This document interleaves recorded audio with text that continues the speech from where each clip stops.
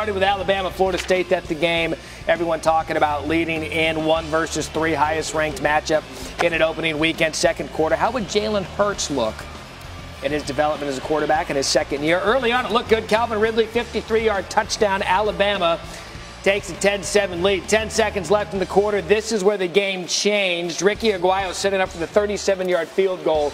And in a game where neither offense was really working, it was the special teams that ended up being the factor. Florida State had a chance to tie it before the half. Alabama blocks it, leads by 3. Third quarter, Florida State 4th and 5 from their own 25. Logan Tyler's punt.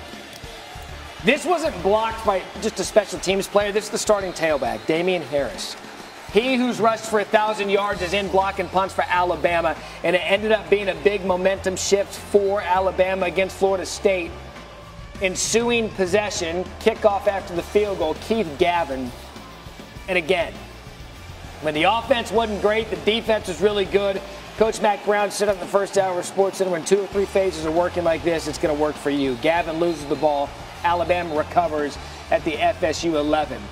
Dylan Moses knocks the ball loose. Alabama wins 24-7 after the game. During the trophy presentation, Bo Scarborough takes a leather helmet. This guy could play in any era, by the way. I wouldn't run into him with a leather helmet. Scarborough and Alabama win. They held f.s.u. scoreless in the second half. I love that Saban doesn't want his hair messed up. I love that he smiled after he win. So Saban, as you mentioned, now 11-0 in his career against his former assistants. All 11 wins have come by at least 2 touchdowns. So in this case, like Yoda, he's the one that wins. The Jedi apprentice never does. It was the first time Saban faced Jimbo Fisher, who is his offensive coordinator at LSU. Saban on 9-3 all-time in matchups of top 3 teams. Well, it was all fun for the Crimson Tide. The story coming in with DeAndre Francois, another talented sophomore quarterback in his own right. Would the offensive line grow this year and give more added protection? And there were numerous times, as you're seeing here, Alabama coming untouched. Francois hit 10 times in the game between passes and sacks. Under 6 minutes, though. This perhaps the scariest moment of Florida State's season so far. Francois goes down, hit awkwardly by Ronnie Harrison, immediately holding his left knee, clearly in pain. Take another look. He gets trapped under him. And Francois never sees the hit coming from behind. He gets wrapped up around his ankles, knee put in an awkward position. And Francois, I said it earlier, that last year just took a beating week in and week out, did so again last night. This towards the end of the game. He was helped off the field without putting pressure on his leg, carted off. Not a good situation for Florida State. 19-33, 210, a touchdown and 2 picks, but they perhaps have lost their starting quarterback. Marty Smith has been covering this game for us all week, and he joins us now live from Atlanta. And Marty, again, I mean, just what are you hearing? What's facing FSU? What can you tell us about Francois?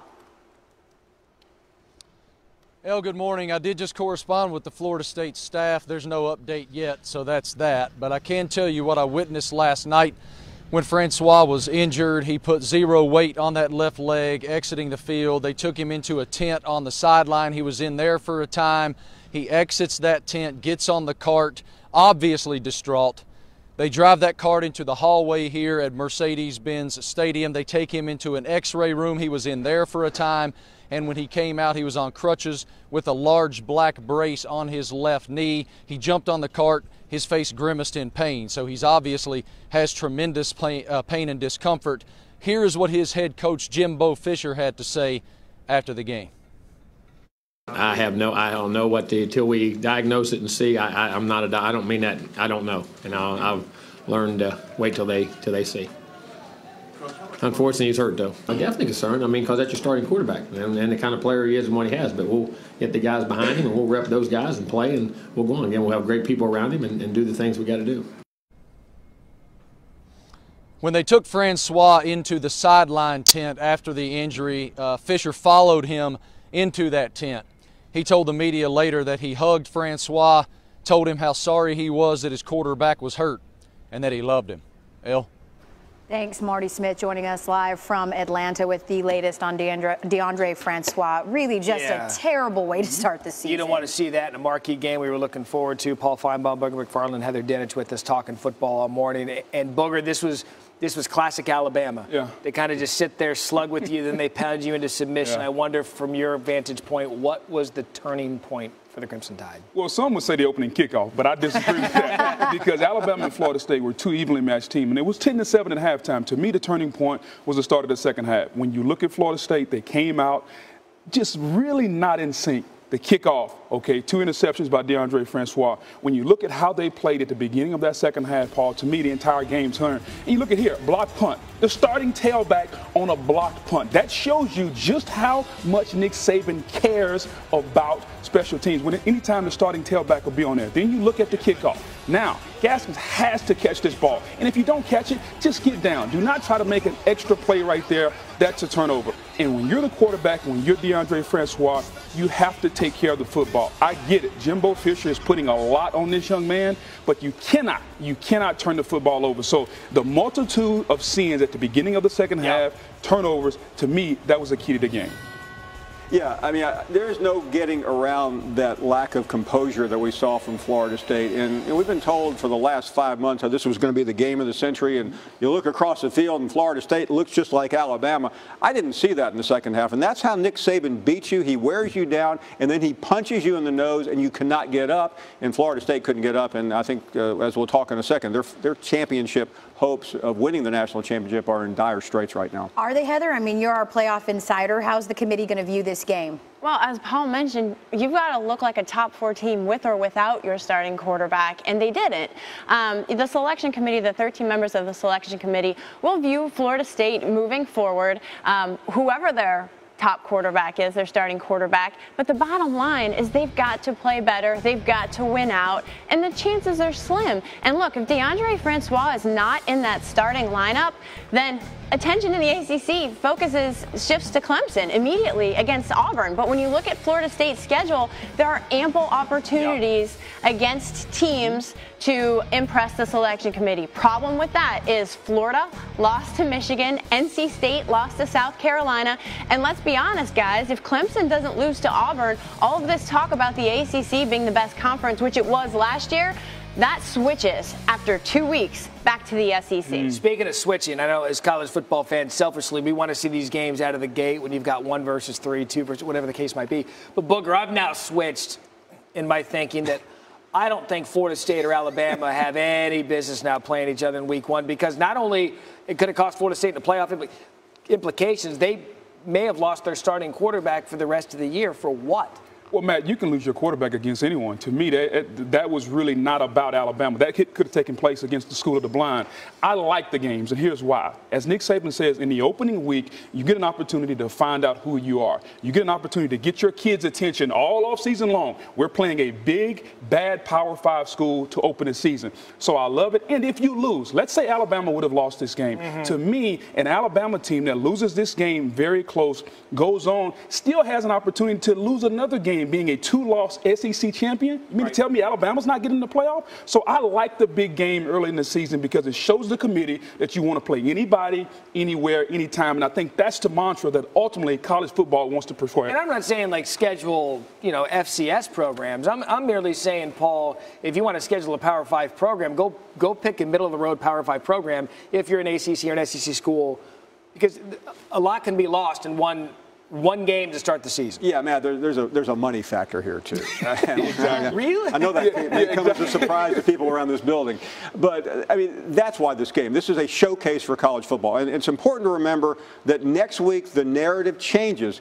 NFL people will be all over this place. This is college football's biggest weekend until the end, so you have to take advantage of it. But here's the thing, guys. If you don't schedule these big games and you take a gamble, when push comes to shove at the end of the year on December 3rd, when the committee's trying to find the top 4 teams, and there's another Power 5 champion out there that did not try to play Alabama, that lined up against Rutgers, Idaho, and Portland State like Washington did last year, that team that chose to schedule more aggressively is going to to get the nod in the selection committee's mind. Okay, but how does that gamble pay off for like an FSU when it's all said and done? Are they going to get some more points? If it's them and another team at the end from that committee, are they going to get favorable treatment simply because they chose to come out of the gate swinging? If they don't lose again. And Jimbo Fisher said to me twice this offseason the very same question. He wants to know, is it worth it? I would love to have Jimbo sitting right here because I bet you he would say, heck no, it's not worth it. I would have rather did what Clemson did. I'm not trying to put you out of business here. The first time we worked together. I mean, don't get started this early. I am sick and tired of hearing about this committee before Labor Day. They don't matter yet. Let's talk about the games. I mean, this committee, they're going to go look at game tape of the. I mean, we don't need that. But these games matter, and this Florida State-Alabama game. But you have to win these games, Heather. I mean, last year we know what happened with Oklahoma and Ohio State, but Florida State did not gain anything by playing Alabama if they lose to Clemson and don't win the ACC. If they do, then it's pretty automatic. Since you don't want to talk about the committee, I'm going to do that once again. The reason Ohio State got in the playoff, guys, is because of the victory against Oklahoma. They didn't even win their own conference. They got in the playoff because they took on the challenge of Oklahoma and they won. Washington played no one and got in last year. Now wait, and the reason Oklahoma got in the semifinal 2 years ago was because it went on the road and beat Tennessee. Yes. Yes. That's a big reason why I don't think year 4, we've all done the mock. We've all been to the playoff committee mock. I was the chair. Thank you. You were the chair when I wasn't the chair. I was just a participant. I still don't believe. Shocking. I still don't believe we know what the committee wants. We don't know what the committee wants. Well, I believe that. But that's what is, yes, people have to accept that because it's 13 people. Yes. Us sitting around the table here, we want to order a pizza. We can't decide if we want cheese or pepperoni. These people are trying to pick. By the way. Sausage. But did they even know what they want right now, Heather? But see, there are 3 new committee members, okay? Frank Beamer from Virginia Tech, Chris Howard, the president of Robert Morris University, and Gene Smith, the Ohio State athletic director. They're all going, every year you've got a different dynamic in that room. Last year we learned you don't have to be a conference champion. So no, they don't know yet because they haven't sat down together yet. You want an imperfect science, guys. If you wanted it perfect, we go back to the BCS. Stick a formula out there, and now we get a champion. You want people in that room with different opinions. Some guys value records. Some guys value conference championships. Some people value things that don't even matter to us, Paul. That's the imperfect science of the committee that you hate. But in 3 years, they've made one dicey selection last year with Ohio State. Yeah. And even that wasn't very difficult. So, I mean, again, to bring this conversation, Can you imagine Frank Beamer going over game tape this morning? Never. No. I think it's going to be valuable for coaches, athletic directors, and teams alike to all agree of whether or not games like we saw last night are going to benefit. Because, Heather, you hit on it perfectly. Sit Jimbo Fisher right here. No chance they're doing that again. Gentlemen, and Heather will continue. Was that the bell? That was the bell. I think that was a 10-8 round. Yeah, that was. Was that a McGregor Mayweather? Yeah, well, maybe something like that. We're going to run this back. We appreciate your time this morning.